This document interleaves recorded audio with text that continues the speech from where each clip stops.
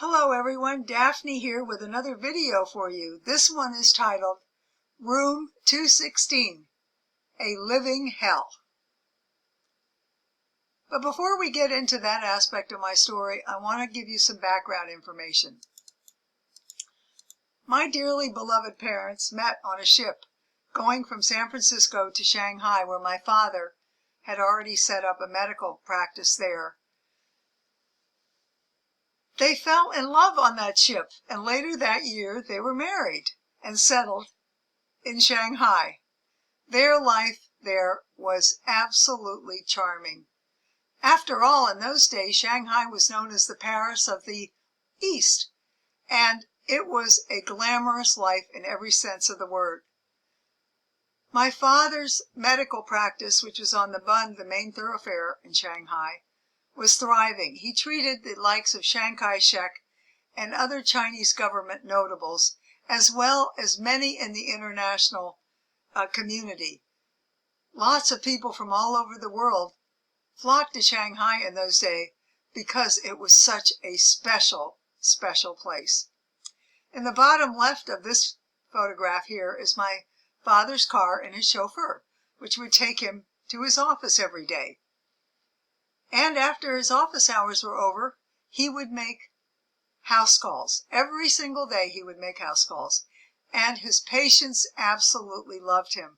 From the stories my mother told me, he was known for being such a kind and generous man.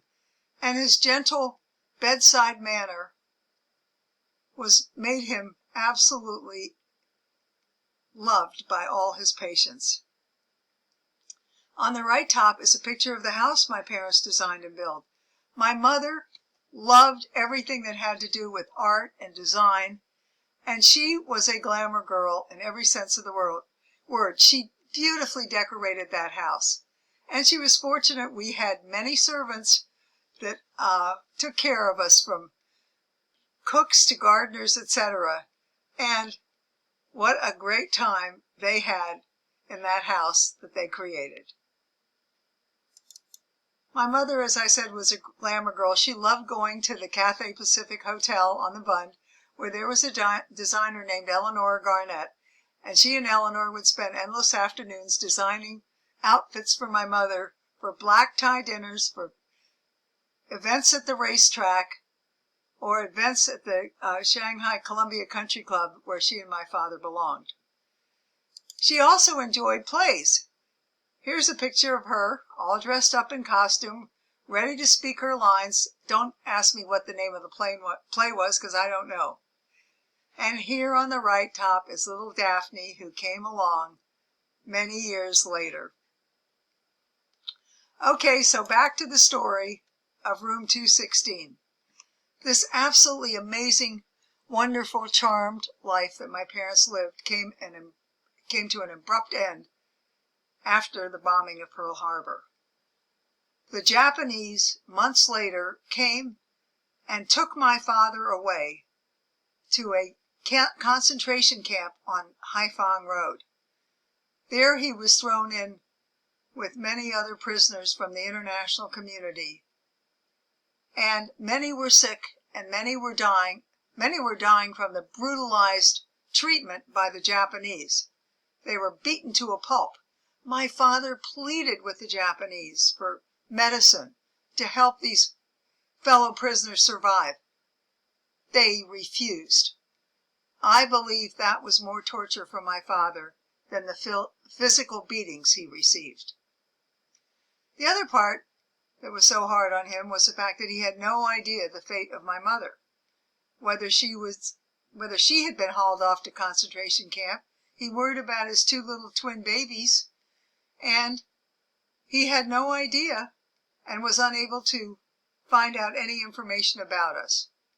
The truth of the matter was that 6 months after my father went into concentration camp, the Japanese showed up in front of our doorstep on Amherst Road in the beautiful international section portion of Shanghai, and hauled us off to a concentration camp called Chapei. It was there that we were interned in room 216, and here's a picture of me in front of that room many, many years later when I took a trip back to China to walk in the footsteps of my parents. In this next picture, you will see a teacher and on the right, my Chinese interpreter and guide. The teacher was conducting a class at what is now Shanghai Normal University. Look at the expression on her face. I don't think she could believe the story she was hearing, but it was true, and all I could think about was what a great history lesson she'd have for her students on that day. So here's the Chapei University, now Shanghai Normal University today, and here am I on the front steps. And all I could think about was my mother and how she survived, going from being a glamour girl to picking worms out of rice to be fed to the internees there.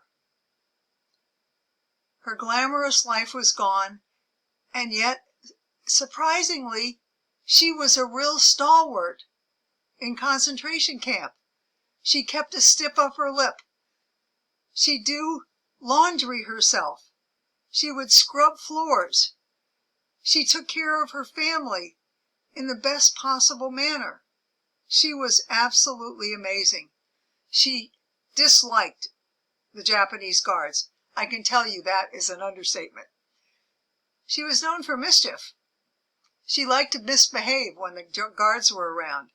But she did have an ace in the hole, and that was the fact that the Japanese guards took a liking to her twin daughters, so oftentimes she was not punished for her mischief. So during that torturous time that my parents were separated, they only got to see each other once.